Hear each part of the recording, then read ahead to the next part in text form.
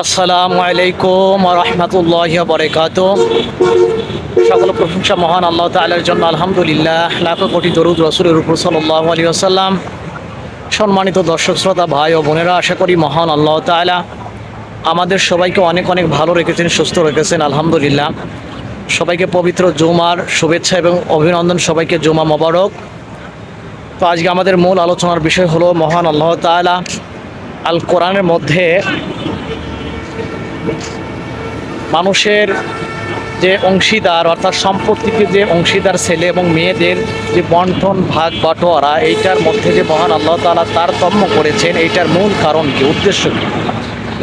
অর্থাৎ একটা ছেলে যতটুকু অংশ পাবে দুইটা মেয়ের সমান। তো এই পার্থক্যর কারণ কি এবং সবচেয়ে বড় জুলুম কি, এই বিষয় নিয়ে ওরা আজকে মসজিদে যে বয়ান হয়েছে এটা আপনাদের মধ্যে এভাবে তুলে ধরার চেষ্টা করব। তো আপনারা সকলেই ভিডিওটা শেষ পর্যন্ত দেখবেন এবং দিন প্রচারের উদ্দেশ্যে সম্ভব হলে ভিডিওটা শেয়ার করে দেবেন। সবাইকে অনেক অনেক ধন্যবাদ। আল্লাহ তাআলা সবাইকে উত্তম যা দান করুন। তো চলুন কথা না বাড়িয়ে আমরা আমাদের মূল আলোচনায় প্রবেশ করি। আলহামদুলিল্লাহি কাফা ওয়া সালামুন আলা ইবাদিহিল্লাযীনা ইসতাফা আম্মা বা'দ।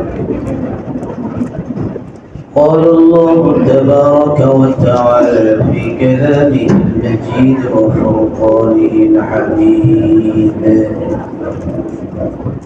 أعوذ بالله من الشيطان الرجيم. بسم الله الرحمن الرحيم.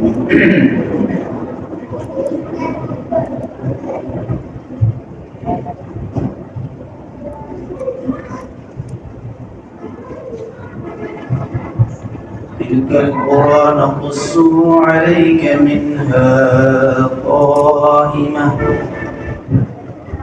تلك القرى نقص عليك ظالمة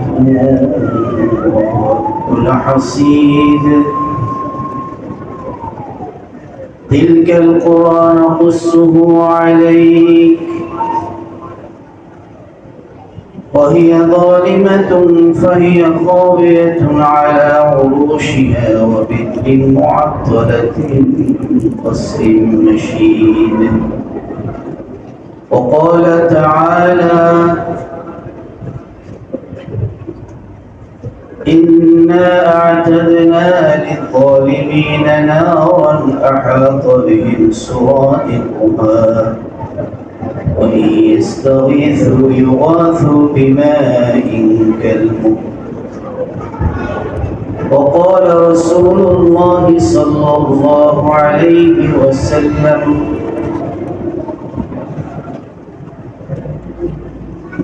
من كان له مظلمة لأخيه فليتحلل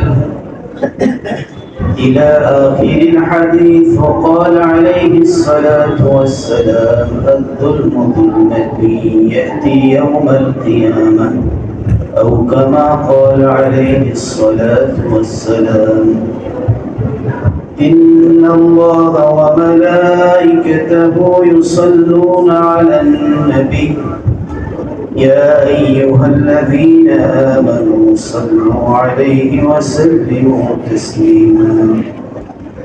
اللهم صل على محمد وعلى آل محمد كما صليت على إبراهيم وعلى آل إبراهيم إنك حميد مجيد.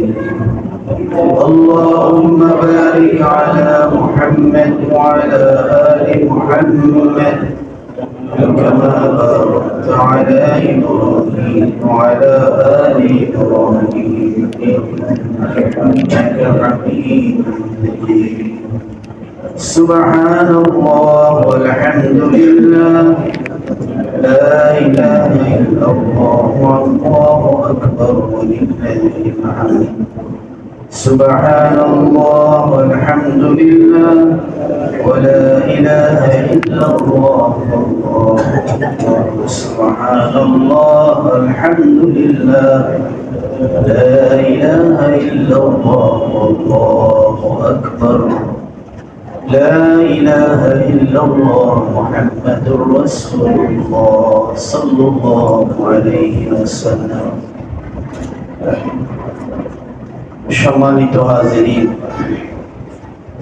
আল্লাহ তাবারক ওয়া তাআলার শানে আমরা শুকর আদায় করি যে রব্বুল আলামিন আমাদেরকে জুমার সালাত আদায়ের জন্য মসজিদে উপস্থিত হওয়ার সৌভাগ্য দান করেছেন। সকলে বলি আলহামদুলিল্লাহ।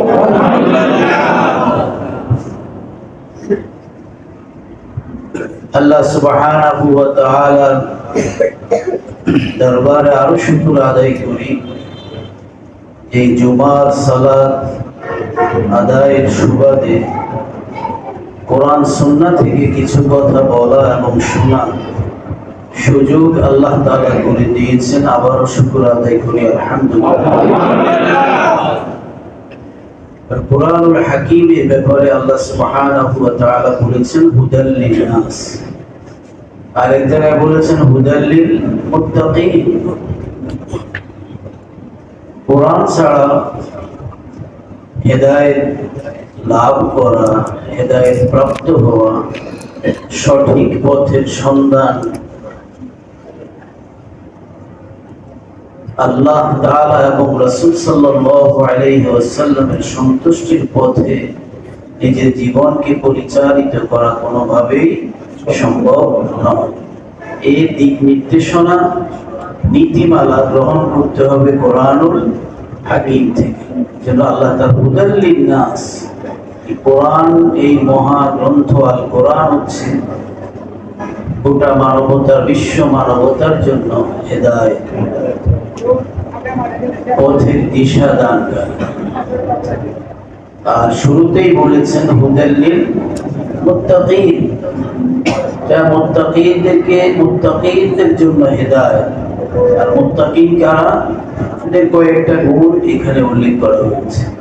আল্লাযীনা ইউমিনুনা বিল গায়ব, মুত্তাকিন পরিচয় হচ্ছে যারা অদৃশ্যের বিষয়গুলো, গায়েবের উপরে ঈমান আনয়ন করে, বিশ্বাস স্থাপন করে। সেই ঈমানের প্রত্যেকটা বিষয় হলো অদৃশ্য, বাহ্যত দেখা যায় না।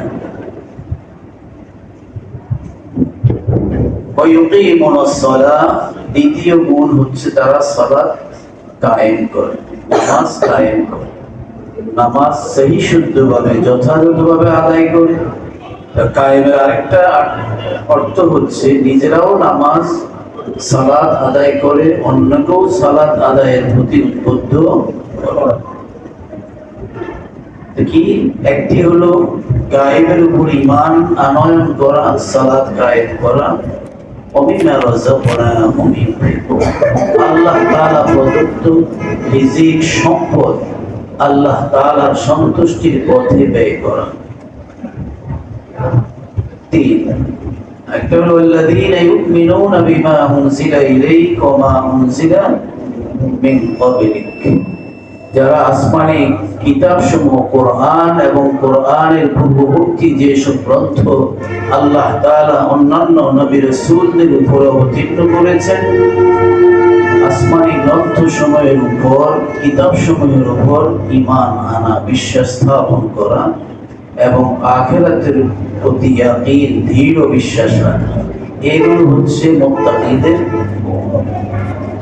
আলহামদুলিল্লাহ, আমাদের মধ্যে আছে তো এগুলো। কি আমরা ঈমান আনছি না? তারপরে সালাতও কায়েম করার চেষ্টা, এটা যথাযথভাবে হয় না, কিন্তু চেষ্টা করি। চেষ্টার পাশাপাশি আল্লাহ তাআলার কাছে সাহায্য চাইতে হবে যে আল্লাহ, যে সালাতের ব্যাপারে আপনি বলেছেন সালাত আদায়কারীকে যাবতীয় ফাহিশাত থেকে, পাপাচারিতা, কামাচারিতা থেকে কি করবেন? হেফাজত করবে, রক্ষা করবে। সেই মানের সালাত আদায় করার তৌফিক আমাকে দান করে। চেষ্টার পাশাপাশি দোয়া, মেহনতের পাশাপাশি দোয়া। দোয়া অত্যন্ত জরুরি, গুরুত্বপূর্ণ বিষয়।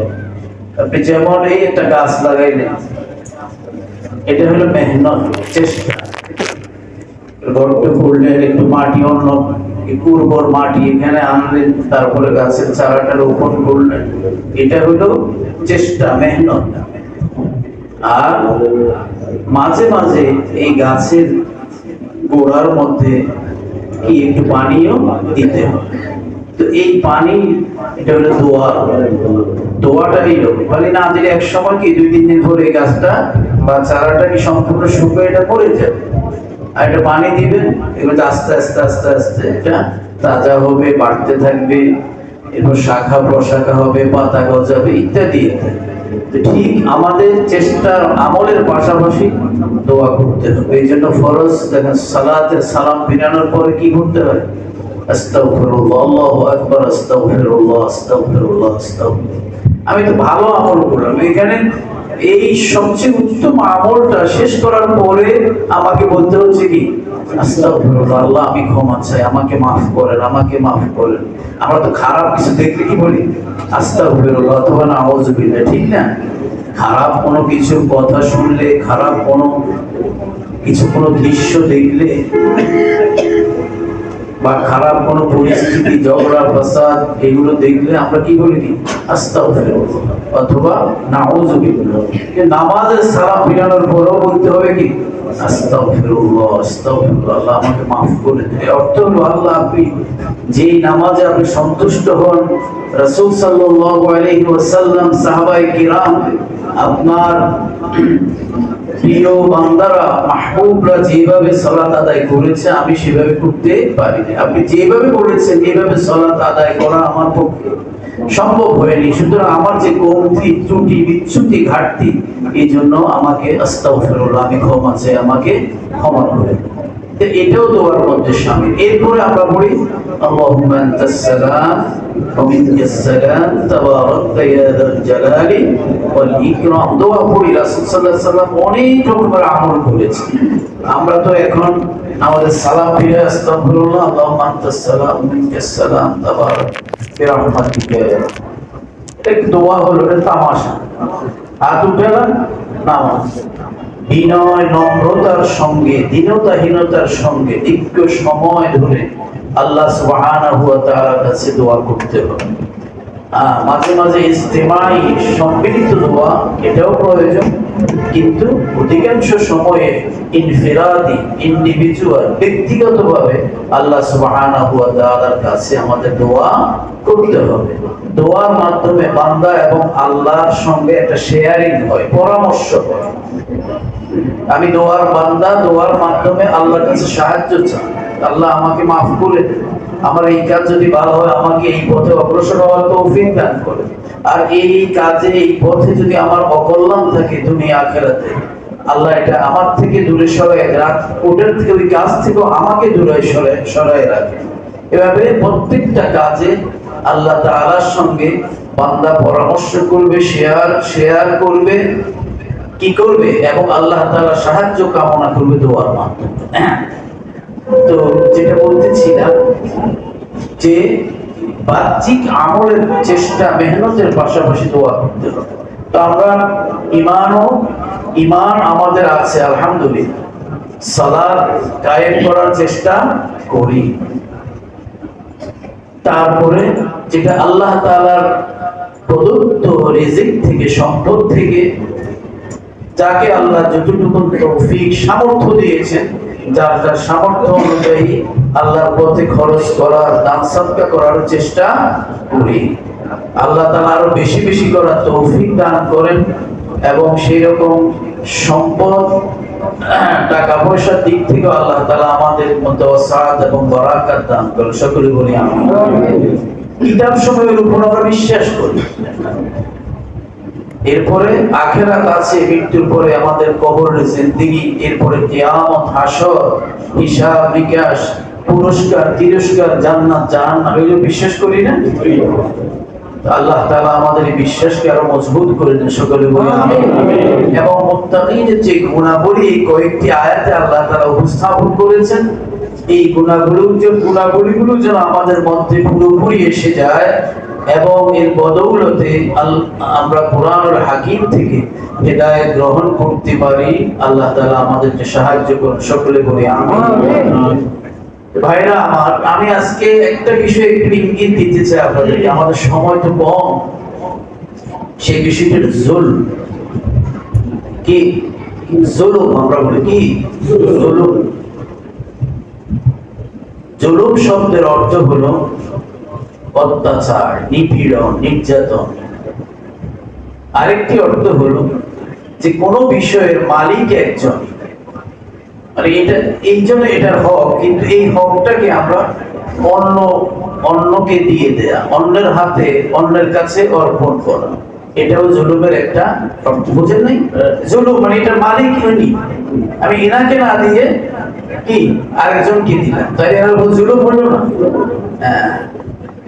এই জন্য যে যোগ্য যিনি, যার অধিকার হক, এটা পাওনাদারকে না দিয়ে তার এই হকটা, বস্তুটা অন্য জায়গায় দেয়া, এটাও জুলুমের আরেকটি অর্থ। তো জুলুম এটি আল্লাহ সুবহানাহু ওয়া তাআলার সঙ্গেও সম্পৃক্ত আছে, আবার আল্লাহ তাআলার সৃষ্টির সঙ্গেও কি আছে? সম্পৃক্ত আছে। জুলুম অত্যন্ত জঘন্য একটা অপরাধ, আর এটা ছোটখাটো বা একটা সীমাবদ্ধ, খুব অল্প ছোট্ট একটা গণ্ডির মধ্যে সীমাবদ্ধ নয়, বরং পুরো আমাদের জীবনের শুরু থেকে শেষ পর্যন্ত, আমাদের পরিবার, ঘর থেকে শুরু করে জাতীয় রাষ্ট্রীয় পর্যায় পর্যন্ত এই বিষয়টি কি বিস্তৃত বা ব্যাপকতা। আল্লাহ সুবহানাহু ওয়া তাআলার সাথে বান্দার জুলম এর বিষয়টি ব্যাখ্যা হলো, সংজ্ঞা হলো যে আল্লাহ সুবহানাহু ওয়া তাআলার সাথে শরীক স্থাপন করা, শিরক করা। কথা বোঝা যায়?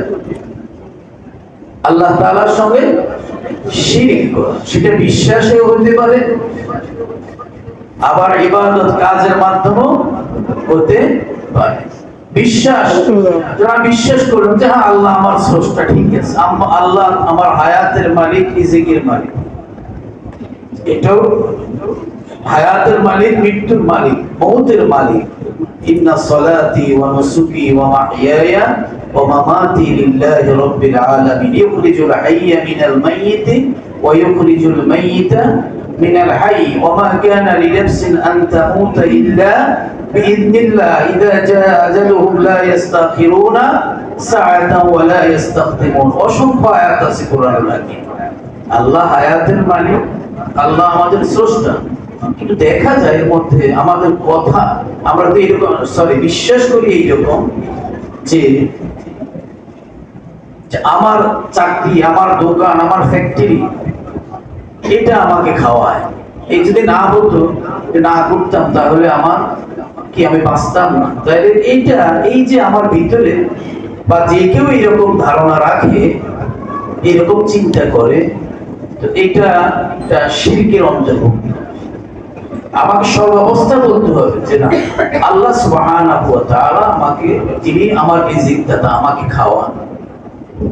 তবে কি আমাকে চেষ্টা করতে হবে। আল্লাহ তাআলা আমার আপনার প্রতিটি মানুষের নয়, বরং যত রকমের সৃষ্টি আছে, অসংখ্য গণিত সৃষ্টি, এবং এক এক প্রকারের সৃষ্টির মধ্যে অসংখ্য, তাদের সংখ্যা অসংখ্য গণিত, সবার রিজিক আল্লাহ তাআলা এই জমিনে রেখে দিয়েছেন।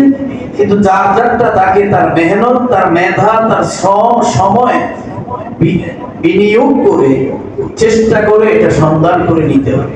এজন্য আল্লাহ সুবহানাহু ওয়া তাআলা কি বলেন?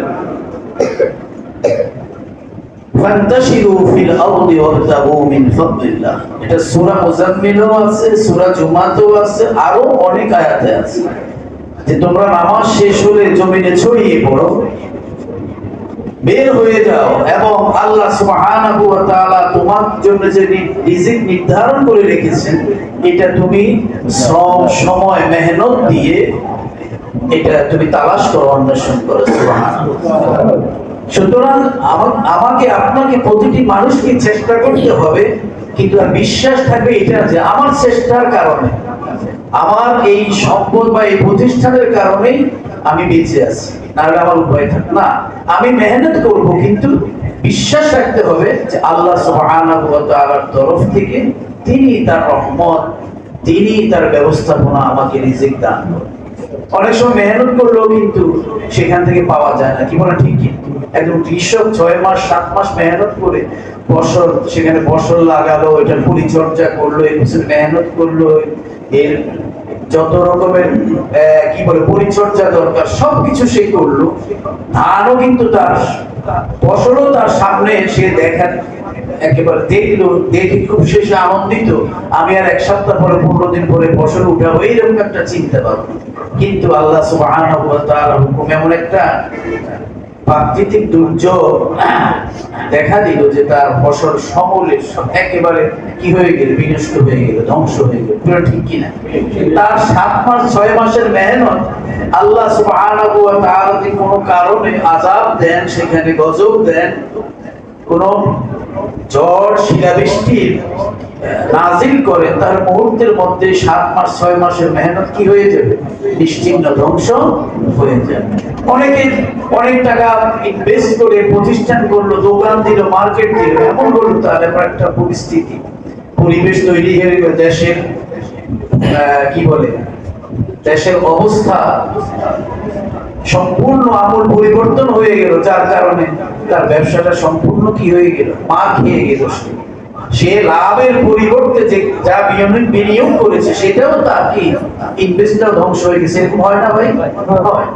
এই জন্য একজন মুমিনের উচিত তার সাধ্যানুযায়ী রিজিকের জন্য চেষ্টা করা, কিন্তু এই রিজিকের তার এই মেহনতের ফল সুফল আসবে একমাত্র আল্লাহ সুবহানাহু ওয়া তাআলার হুকুমে, আল্লাহ তাআলার রহমতে আসবে, এই বিশ্বাসটা রাখতে হবে। শিরক হচ্ছে সবচেয়ে বড় জুলম। আবার এটা হলো বিশ্বাসের মাধ্যমে, ইবাদতের এখানেও শিরক। আচ্ছা, বিশ্বাসে আরো আছে ব্যাপক বিষয়।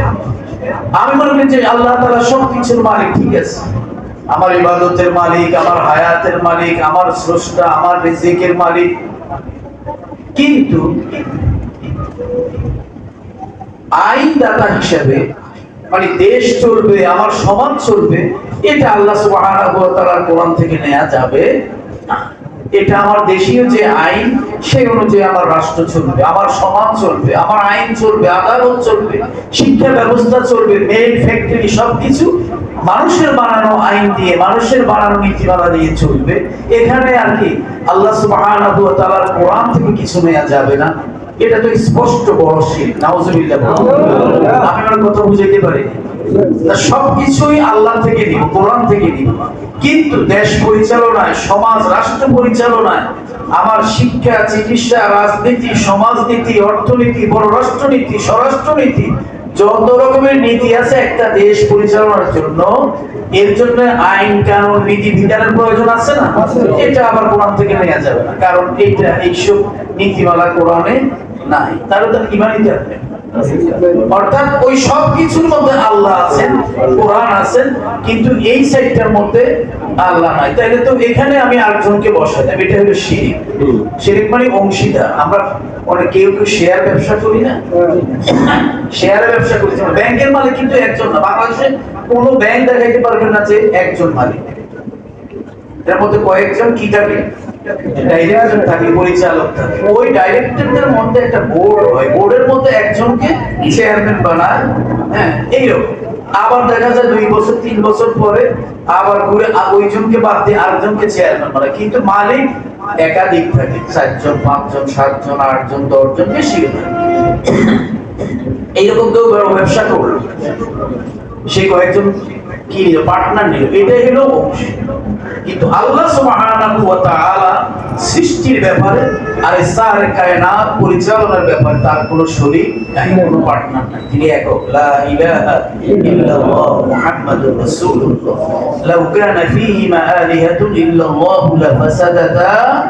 আল্লাহ সুবহানাহু ওয়া তাআলা বলেন যে এই বিশ্ব সৃষ্টি আর পরিচালনার মাঝে যদি আমার সঙ্গে অন্য কোনো ইলা থাকতো, কোনো পার্টনার শরীক থাকতো, তাহলে এই বিশ্ব ব্রহ্মাণ্ড সবকিছু, নবমণ্ডল, ভূমণ্ডল, চন্দ্র, সূর্য, নক্ষত্ররাজি, পাহাড় পর্বত সবকিছু চুরমার হয়ে একাকার হয়ে যেত। সুবহানাল্লাহ। সুতরাং আমার সঙ্গে কোনো শরীক। তো আমরা যদি এইটা এই দিক থেকে নেই, কোরআন সুন্নাহ থেকে, আবার জীবনের কিছু অংশ, বরং সবচেয়ে গুরুত্বপূর্ণ বিষয়গুলো, ডিপার্টমেন্ট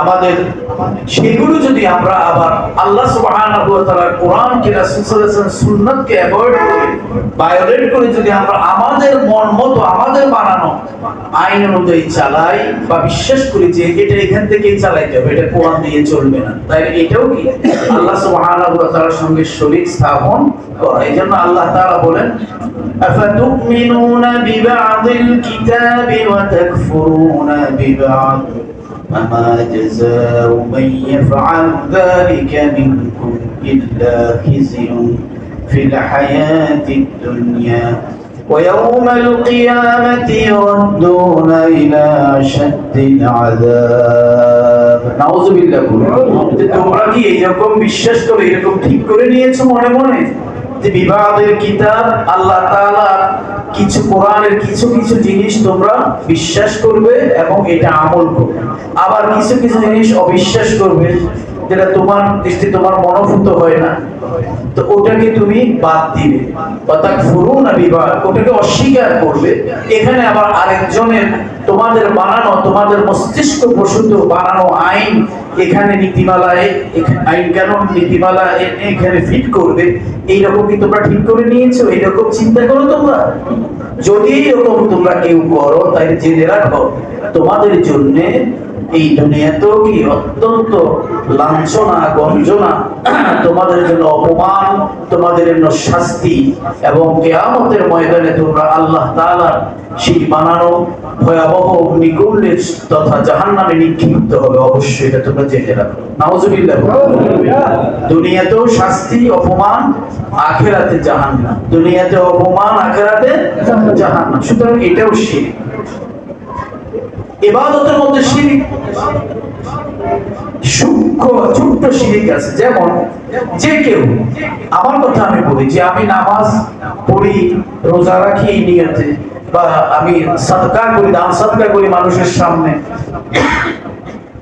এই নিয়তে, মানুষকে খাওয়াই এই নিয়তে, ভিতরে এটা যে মানুষ আমাকে খুব দানবীর বলবে, সাফি বলবে, সুন্দরভাবে নামাজ পড়ি, মানুষ আমাকে ভালো নামাজি, পরেজগার, মুত্তাকি বলবে, যারে ওনার রুকু সিজদা দেখলে সাহাবাদের জীবনী পড়েছি মনে হয়, ইত্যাদি।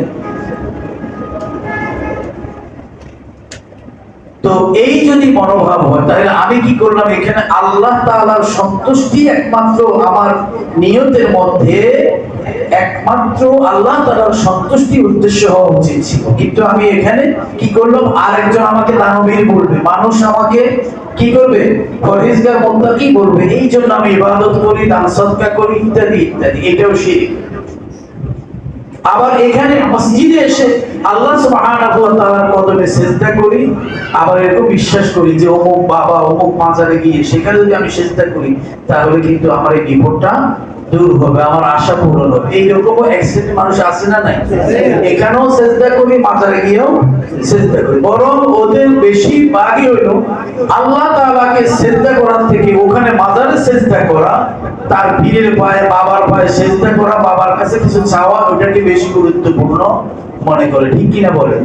আপনি যদি বলেন ভাই তুমি এখানে বসে আছো, এরকম ময়লা কাপড়, মাথার মধ্যে জ্বর, গোসল করো না, তুমি তো মুসলমান, তুমি আজ জুমার দিন নামাজে যাও, ওখানে গিয়ে আল্লাহর কাছে চাও, আল্লাহ তোমার আশা পূরণ করবে, সে দেখবেন আপনার প্রতি মারমুখী হবে। আর কি বলে? ঠিকই দেশে বাজে কথা আমাকে শুনাইতে আসো, আমার বাবা হলো সবকিছু। নাউজুবিল্লাহ।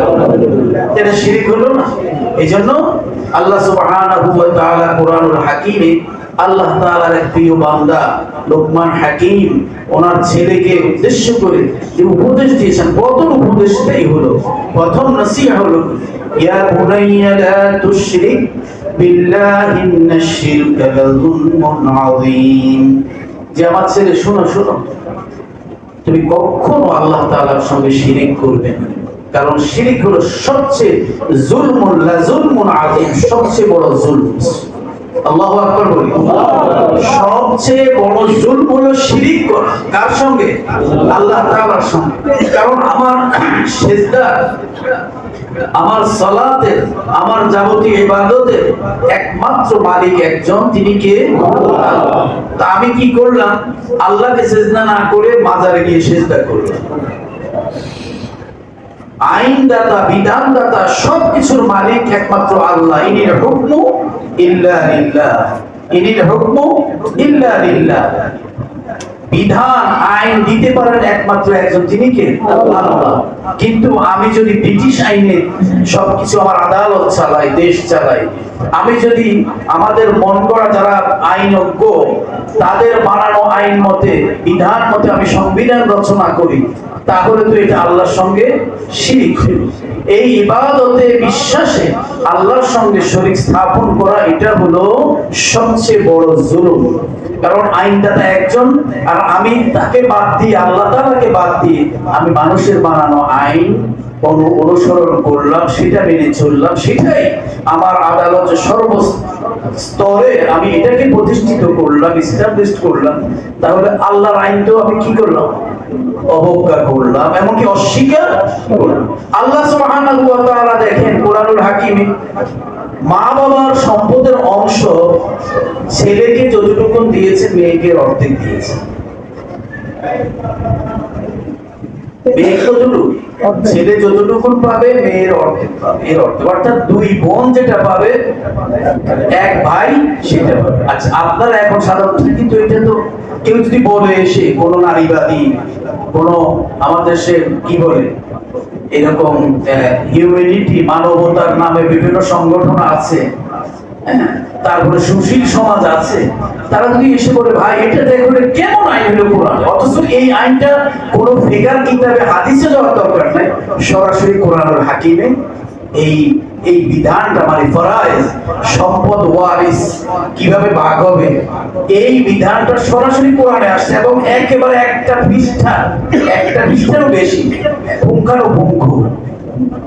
মা বাবা মারা গেলে, মানে যিনি মারা যান, তার ছেলে মেয়ে থাকলে ছেলে মেয়ে কি কতটুকুন পাবে, তার স্ত্রী কতটুকুন পাবে, হ্যাঁ, আবার ছেলে মেয়ে না থাকলে তার ভাই কতটুকুন পাবে, ইত্যাদি ইত্যাদি বিস্তারিত কোরআনুল হাকিমে আছে। সূরাতুল নিসা শুরুর দিকে তৃতীয় রুকুতে আছে, আপনারা দেখবেন। তো আল্লাহ সুবহানাহু ওয়া তাআলা এটা নিজে বলেছেন যে এক ভাই যতটুকুন পাবে, দুই বোন মিলে ততটুকুন পাবে। এখন কেউ এসে বললো দেখো এই যে কোরআনে এই যে আইনটা করলেন, বা সম্পদ বন্টনের, মৃত ব্যক্তির বাবা মার সম্পদ বন্টনের এই মিরাস, এই যে বিধানটা দিলেন, এটা দেখো কেমন, এটা কি মেয়েকে ঠকাইলো? ঠিক কিনা? আসলে তো যুক্তিতে দেওয়ার কথা না, মেয়েকে কেন অর্ধেক? প্রথম কথা যে আল্লাহ এটা কেন করলেন, এটা যদি কোনো মুমিন, প্রত্যেক মুমিনের উচিত যে আল্লাহ কেন করলেন এই প্রশ্ন করার সুযোগ নাই। সুবহানাল্লাহ বলেন। আল্লাহ তাআলা এইরকম কেন করলেন, মেয়েকে ছেলের অর্ধেক দিলেন, এইরকম প্রশ্ন নিজেকে করা, চিন্তা করা, এটা কোন মুমিনের জন্য সমীচীন না। মুমিন সর্বাবস্থায় বলবেন যে আল্লাহ তাআলা যেটা করেছেন এটাই 100% সঠিক। সুবহানাল্লাহ। এটা হলো প্রথম। কোন যুক্তি খোঁজা, কোন যুক্তিতে করলেন এটা পরে, কিন্তু মুমিনের একজন খাঁটি পরহেজগার পরিপূর্ণ মুমিনের, কামেলে মুমিনের পরিচয় হলো সে বলবে যাই আমি কিছু মানি, আমি অন্ধ আল্লাহ তাআলার উপর। আল্লাহ এই বিধান দিয়েছেন, কেন দিয়েছেন এটা প্রশ্ন করার দরকার নেই, আল্লাহ তাআলা যেটা দিয়েছেন এটাই সঠিক। সুবহানাল্লাহ। এখন আমি সেদিকে যাব না, সময় বেশি না, শুধু বলি প্রথম যে আল্লাহ তাআলা আমাদেরকে বানিয়েছেন কে? আল্লাহ। আমরা তো ছেলে পুরুষ সবাই, মেয়েদেরকে, মহিলাদেরকে কে বানিয়েছেন? আল্লাহ তাআলা। আল্লাহ সুবহানাহু ওয়া তাআলা এইরকম কোথাও বলেন নাই আবার যে মেয়েরা যদি নামাজ পড়ে তাদের সওয়াব একটু কম আছে, ছেলেরা নামাজ পড়লে তাদের সওয়াব বেশি, এইরকম।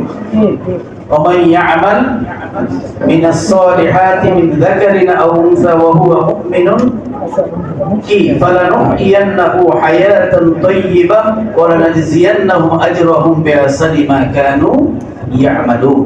এরকম একাধিক আয়াত আছে কোরআনের হাকিম যে ছেলে মেয়ে, মুমিন মুমিনা, তারা যে ভালো আমল করবে আল্লাহ সুবহানাহু ওয়া তাআলা উভয়কেই সমপরিমাণ সওয়াব দান করবেন। এখানে কোনো তারতম্য নাই, কম বেশি নাই। এই যে সম্পদ, বাবা মার সম্পদের ক্ষেত্রে আল্লাহ তাআলা এখানে অর্ধেক করেছেন, এটার অনেক কারণ আছে। আমরা এর মধ্যে এক দুইটা আমি শুধু ইঙ্গিত দিই। মেয়েরা মানে মৃত ব্যক্তির, মানুষ মারা গেলে যে সম্পদ যে পায়, ওয়ারিস হয়, ছেলেদের থেকে মেয়েদের এই খাতটা অনেক বেশি। কি খাত অনেক বেশি। মেয়েদের সাধারণত সম্পদ, যারা অনেক বড় তাদের সম্পদের কোনো ইয়ে নেই, বোর নামে অনেক কিছু করে, এটা ট্যাক্স ফাঁকি দেয়, অথবা তারা ঋণ নেয়, ঋণ খেলাপি ইত্যাদি অনেক মারফেস, আমি সেই দিকে যাব। কিন্তু আসলে সাধারণ মধ্যবিত্ত, নিম্ন মধ্যবিত্ত, আরো গরিব শ্রেণীর যারা আছে, এদের তো সম্পদে তেমন, আবার বোর নামে বাড়ি গাড়ি এগুলো করার সুযোগ আছে নাকি? যা কতটুকু আছে এটা নিজের নামে, নিজের নামে। কি বলে ঠিক কি? তো এই দেখেন, স্বামী মরে যাওয়ার পরে সন্তান, সেই মেয়ে কিন্তু স্বামীর থেকে পায়, স্বামীর থেকেও কি সম্পদ পায়।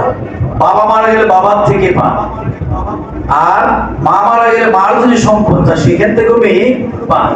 হয়তো ভাই যতটুকু পাবে তার থেকে অর্ধেক পান, কিন্তু সে তো আবার এখানে স্বামীর থেকে পায়, স্বামীর থেকে পায়। আর স্ত্রী মারা যায়, একটা ম্যাক্সিমাম অধিকাংশ ক্ষেত্রে স্ত্রীর কারো তেমন সম্পদ থাকে না, তো এখানে তো সে পাইল না। খেয়াল করছেন? আবার সে ভাই যদি মারা যায়, ভাইয়ের যদি মানে সন্তান ছেলে মেয়ে না থাকে, সেখান থেকেও কিন্তু সে সম্পদ পায়। এই অনেকগুলো কারণ এখানে আছে। আর একটা কথা হলো যে একজন মেয়ে, মহিলা, তার সংসারের দায়িত্ব, ভরণ পোষণ, শিক্ষা, চিকিৎসা, বিপদ আপদ, পোশাক আশাক, ঈদ, বিভিন্ন উপলক্ষে যত কিনা কাটা, ঘরের খরচ, বাচ্চাদের পড়ালেখার খরচ ইত্যাদি ইত্যাদি, এটা মহিলা হয়তো বসে, স্ত্রী হয়তো বসে একটু চিন্তা করে কেমনি কি হবে, স্বামীর একটু একটু সে পেরেশানি করে, কিন্তু সব পরিপূর্ণ এর দায়িত্ব, শতভাগ দায়িত্ব হলো কার উপর? পুরুষের উপর। কার উপর? পুরুষের উপর। এই জন্য কেউ ব্যাখ্যা করছে, আমি ঠিক জানি না, বউকে ম্যাডাম বলা হয় অথবা বেগম সাহেব বলা হয়, কি বলে? কে ফোন করছে? বেগম সাহেব ফোন করছে, বলি না আমরা? তো বেগম এটার অর্থ করছেন কেউ কেউ, আমি জানি এটা সঠিক কিনা, কিন্তু এটা মিলে। গম শব্দের অর্থ চিন্তা, পেরেশান। কি গম? এটা আরবিতেও ব্যবহার হয়, উর্দুতেও ব্যবহার, আরবিতে বেশি ব্যবহার হয়। হ্যাঁ, আরবিতে বেশি ব্যবহার হয়। মিন কুল্লি গাম্মিন ওয়া মিন কুল্লি হাম্মিন, দোয়ার মধ্যেও আছে। পেরেশানি, চিন্তা, পেরেশানি, অস্থিরতা। তো বেগম মানে যার কোনো গম নাই, চিন্তা। গম মানে আবার ওই গম দিয়ে আটা ময়দা হয়েছে ওটা বলি। গম অর্থ শব্দ চিটাঙে বলেন, বন্দা গম আসছে, কি বলো? বন্দা গম আসছে মানে ভালো আছে। গম শব্দের অর্থ চিন্তা, পেরেশানি। আর বেগম মানে যার কোনো কি চিন্তাও নাই, পেরেশানিও নাই। এ কি আজকে কি বাজার করবে, মাস শেষ হইলে বাচ্চার স্কুলের বেতন, তার কোচিং সেন্টারের বেতন, তার টিচার বাসায় আছে তার বেতন, ওই মেয়েকে হসপিটালে যেতে হইবে, তার অনেকগুলো পরীক্ষা আছে, এটা কেমনে কি করবে, সব চিন্তাগুলো একমাত্র পুরুষের। মেয়েদেরকে আল্লাহ তাআলা এটা থেকে তাদেরকে এই দায়িত্ব মুক্ত করেছে। আরেকটা দেখেন, এই যে এই একটা কারণ। আরেকটা হলো যে সংসারে, পরিবারে বাবার সঙ্গে শুধু ভাইয়েরা মানে ছেলেরা তার সঙ্গে মেহনত করে, গ্রামের কৃষক হলে বাবার সঙ্গে ছেলে কাজ করে, মাঠে যায়, কি বলে ঠিক কিনা? বাবা যে ব্যবসা করে, ছেলে গিয়ে কি তার সঙ্গে বাবাকে একটু হেল্প করে, যে বাবা তুমি খেতে যাও, আমি এখন 2 ঘন্টা বসি ইত্যাদি। এমনকি বাবা যতক্ষণ 12 ঘন্টা মেহনত করলে, কোনো ছেলেও 12 ঘন্টা বাবার সঙ্গে মেহনত করে, এরকম আছে না ভাই? সুতরাং এই সংসার বা ভাই বোন সবার যত পরিবার, যত সদস্য আছে, তাদের ভরণ পোষণ, আয় রোজগারের ব্যাপারে বাবার সঙ্গে ভাই থাকলে ভাইও কিন্তু পরিশ্রম করে। ভাইকে কিন্তু আলাদা হওয়ার আগ পর্যন্ত বাবার কোনো বেতন দেয়? কি বলে বেতন দেয়? সেই যে পরিশ্রম, অথবা আরো আছে, বোনকে স্কুলে নিয়ে যেতে হলে ভাই নিয়ে যে কষ্ট করবে। কোনো অনেক পরিবারে বাবার ভাই নিয়ে আসে, তাকে অনেক দূর সেন্টার পরীক্ষা দিতে হবে, আরো 10 মাইল দূরে, দেখা যায় সেখানে ভাই হেল্প করে। তাকে বিয়ে শাদীর ব্যাপারে বাবার সঙ্গে সঙ্গে ভাই সবকিছু বাবার সঙ্গে সেও অনেক পরিশ্রম করে, হেল্প করে, তার কন্ট্রিবিউশন থাকে টাকা পয়সার ব্যাপারে, কাজকর্মের ব্যাপারে, যেখানে কোথায় যাওয়ার দরকার, কি ব্যবস্থা, সবকিছুর ব্যাপারে ভাই এগুলো করে, করে না ভাই? আবার বোনের বিয়ের ব্যাপারে বোনের ইয়েরা আসবে, জামাইয়ের বাড়ির, শ্বশুর বাড়ির, এদের মেহমানদারি, এটা ভাইও বাবার সঙ্গে কি করে ব্যবস্থাপনায় তারও কন্ট্রিবিউশন থাকে, অংশীদারিত্ব থাকে। আবার দেখেন সবশেষ বড় একটা কারণ হল যে এই বোন যদি ভাইয়ের সমান অংশটা নিয়ে পুরোপুরি সে নিয়ে যায়, আমাদের দেশে আবার একটা কুসংস্কৃতি আছে যে বাবার বাড়ির সম্পদ নেয় কিভাবে, এটা লজ্জাবোধ করবে, এটা ঠিক না, মানুষে কি বলবে। কিন্তু না, এটা আল্লাহ সুবহানাহু ওয়া তাআলা কোরআনুল হাকিমে নির্ধারণ করে দিয়েছেন, এটা তার হক, সে নিতে পারে, এটা কোনো অপরাধী কিছু না, এটা লজ্জারও কিছু না। এটা আমার সমাজের একটা অবান্তর, একটা কুসংস্কৃতি, কুসংস্কার, এটা বিশ্বাস করি যে বাবার বাড়ির সম্পদ নিয়ে তাদের কিছু থাকে না, এরকম কথাও আছে যে সবকিছু কি হয়ে যায়, নিজের যা কিছু আছে এটাও নষ্ট হয়ে যায়। ঠিক না, তারা নিতে পারে, সামর্থ্যবান সচ্ছল পরিবার হলেও নিতে পারে, অসচ্ছল হলে তো নিবেই। এটা শরীয়তের দৃষ্টিকোণ থেকে কোনো দোষণীয় কিছু না, গুনাহ না, বরং আল্লাহ তাআলার হুকুম, সে যদি এটা মানে, আল্লাহ তাআলা নির্ধারণ কিন্তু এই অংশ যদি সে নেয়, আল্লাহ তাআলা বরং সন্তুষ্ট।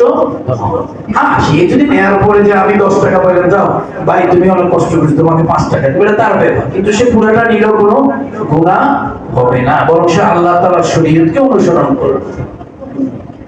ধরে সে একবার পুরা অংশটা একবার অর্ধাবর্তী যদি আল্লাহ তাআলা দিতেন, ভাইকেও 10, বোনকেও 10, এটা নিয়ে এসে চলে গেছে। কোনো কারণে 5 বছর 10 বছর পরে স্বামীর বা শ্বশুরের পরিবার থেকে এই মেয়েটা তাদের নির্যাতন বা স্বামী মারা যায় যে কোনো কারণে, বা তাদের অত্যাচার, বিভিন্ন কারণে যদি সে সেখান থেকে পরিত্যক্তা হয়ে যায়, সেই সংসার ছেড়ে আবার বাবার পরিবারে, ভাইয়ের পরিবার আসতে, বাবা হয়তো নাই, বাবা মা মারা গেছে বিয়ে শাদীর পর, আবার আসতে হয়, অথবা বাবা মা আছেন এখন তারা বার্ধক্য, এখন ভাই সংসার পরিচালনা করে, ভাই ব্যবসা করে, ভাই চাকরি করে, আল্লাহ তাআলার রহমত আর ভাই হলো উসিলা, এরকমও আছে, অথবা বাবা মা মারাই গেল। তাহলে এই মেয়েটা যে তার এই দুর্ঘটনার কারণে আবার যদি ফেরত আসতে হয়, হয় না ভাই, বিয়ে ভাঙে না, অহরহ বিয়ে ভেঙে যায়, অথবা অসহায় হয়ে যায় তারা, ওই পরিবার বিয়ে না ভাঙলেও আছে, কিন্তু পরিবারটা কোনো কারণে অসহায় হয়ে গেল।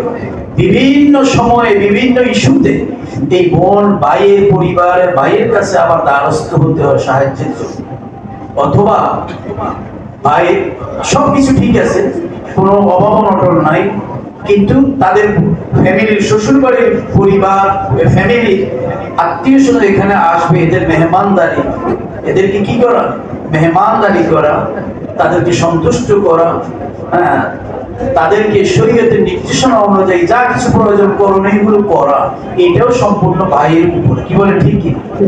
তো এইভাবে যে সমান সমান আল্লাহ তাআলা ছেলেকে মেয়েকে দিয়ে দেন, তাহলে দেখা যাবে এই সমস্যাগুলো একসময় এমন হবে, ওই অসহায় মেয়েটা, বোনটা, সে কোথাও স্থান পাবে না। ভাইয়ের বউ বলবে তোমার সব কড়াগন্ডা তুমি সব নিয়ে গেছো, এখন আবার এখানে আসো কেন?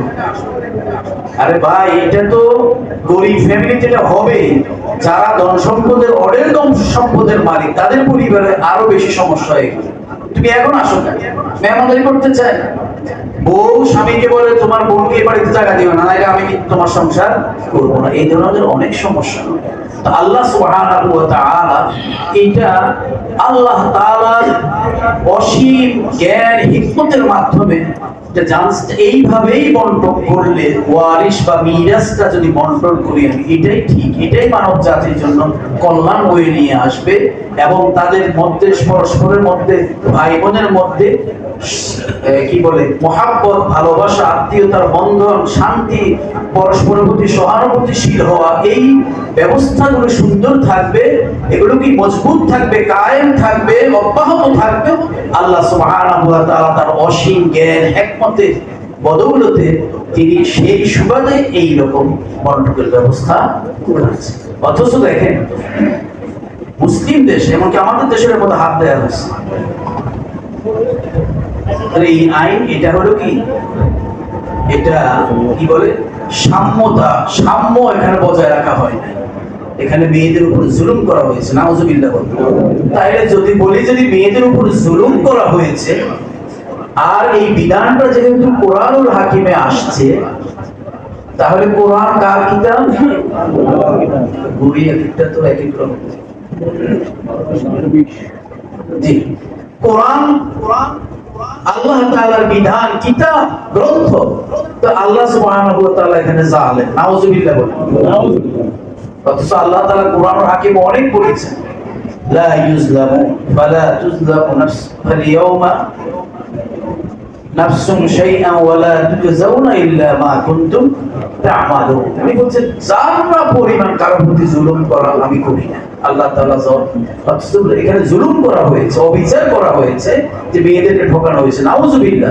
এই রকম কথা যদি কারো মুখ থেকে বের হয়, আর এই রকম আইন পরিবর্তন করার যদি কারো সমর্থন পিছনে থাকে, যারা করছে তারা, আমি আর সরাসরি বলবো না তারা ইমানের গণ্ডির ভিতরে আছে কি, যারা এটা সমর্থন করে তাদেরও ইমান আছে কিনা তওবা না করলে এটা সন্দেহ। কারণ এখানে আল্লাহ তাআলাকে জালেম হিসেবে সাব্যস্ত করা। নাউজুবিল্লাহ। আল্লাহ তাআলা আমাদেরকে হেফাজত করেন। আমি যে কথাটা বলতেছিলাম জুলুম, এটা অত্যন্ত ব্যাপক বিষয়। আর সবচেয়ে এই বিষয়টা, জুলুম বিষয়টা বান্দার সঙ্গে আল্লাহর সঙ্গেও সম্পৃক্ত আছে এই বিষয়টি, আবার বান্দার সঙ্গে, মানুষের সঙ্গে, অন্যান্য সৃষ্টির সঙ্গে, অন্য মানুষের সঙ্গে, এমনকি অন্য সৃষ্টির সঙ্গে এটা সম্পৃক্ত আছে। তো শুধু একটা বলেছি, আল্লাহ তাআলার সঙ্গে জুলুমের সম্পৃক্ততা কি? আল্লাহ তাআলার সঙ্গে শরীক স্থাপন করা, শিরিক করা, এটা হলো সবচেয়ে বড় জুলুম। রাজুলমুন আযীম, অত্যন্ত ভয়াবহ জঘন্যতম জুলুম হচ্ছে এটা। কেন? আল্লাহ তাআলা বলেছেন যে আল্লাহ যদি চান বান্দার অন্যান্য গুনাহ মাফ করে দিতে পারে, কিন্তু যারা শিরিক করে, শিরিকের গুনাহ কখনো মাফ করবেন না। এবং আল্লাহ তাআলা যারা আল্লাহর সঙ্গে শিরিক করে, জুলমে আযীম করে, তাদের জন্য হারাম, আল্লাহ তাআলা তাদের জন্য জান্নাতকে হারাম করে দিয়েছেন। আল্লাহ সুবহানাহু ওয়া তাআলা জুলুম, এই জঘন্য বিষয়, এই পাপের ব্যাপারে আমাদেরকে সতর্ক হওয়ার তৌফিক দান করুন।